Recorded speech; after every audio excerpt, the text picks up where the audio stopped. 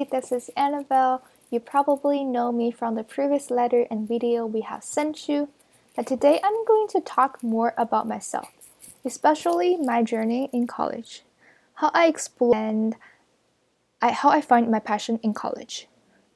How I explore and how I find my passion in college. I understand that not everybody will eventually go to college, and you probably are still not sure about it. But I hope my experience can somehow inspire you. To be honest, didn't enjoy studying in high school and I was not considered smart in high school. When I came to college, I really doubt that if I can find something that I like to study and are happy to just work on it for the rest of my life. I know my mom doesn't like her major in college, but she had to study it to make a living. She hates her job, so she really wants me to study what I like. So I decided, in the freshman year of my college, I'm going to try everything that sounds interesting to me. Going back. Um, I also took education class because um, it's I also took education class. It's a service learning class offered by our pipeline project. Every week we went to a local school as volunteer tutor for I believe at least 5 hours. Then we came back and talk about our experience with our classmates and teachers. I care about education because I didn't enjoy my own schooling experience. It was too painful and stressful for me. I had to give up all my interest in club activity just to get a good grade. But I don't think it's worth it. So I wonder if there is a way we can make learning more enjoyable. The class helped me reflect a lot on my own experience and made me care about the underserved community. After taking this class, I decided to minor in education and keep volunteering, and that's why I'm here. Then I took photography because I like going out and take photos. I had never thought about how a camera works, which actually involves a lot of physics, electrical engineering, and computer science knowledge. I also had never thought about how photo editing software works, like Photoshop, Lightroom, and Visco. They are all made by computer scientists. That's when I finally realized that computer science is so much cooler than I thought, and I want to major in it. So we had weekly lab where we study fish, starfish, oyster, seaweed, shark, and etc. We also went on field trip to a fishery science lab owned by UW in Friday Harbor Island. We visited their chemistry lab and we went fishing on their research vessel, which basically is a large boat for research purpose. Okay. In my sophomore year, I took more classes in computer science. Some are more software focused, some are hardware focused, and some are more related to math. Actually, a lot of people in my major struggle with math. So if you're interested in computer science but are afraid of trying because your math is not so great, I just want to say don't worry too much about it.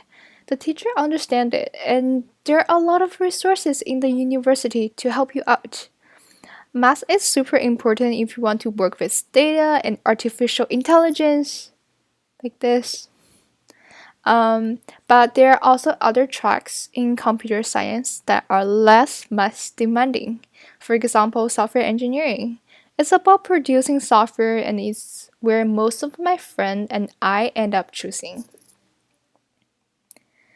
There are also a lot of options within software engineering. If you go to find a software engineering job, the interviewer will ask you what do you want to do, front end or back end, or both.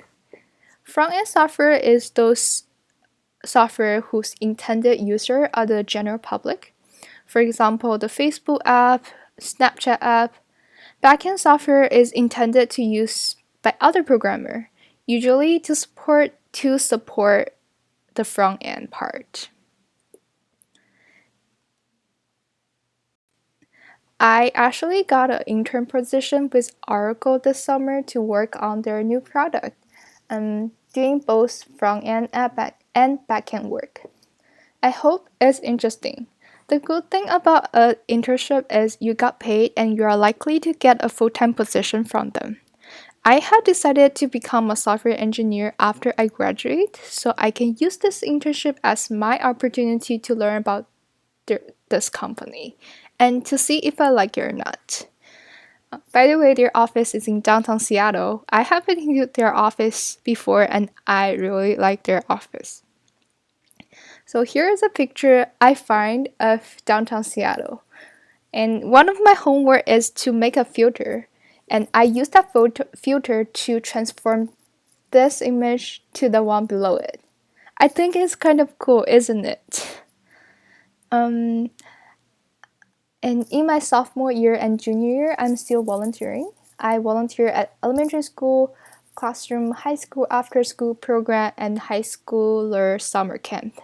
I learned a lot from the students I work with. I also got a job in my department as a teaching assistant for a computer science class.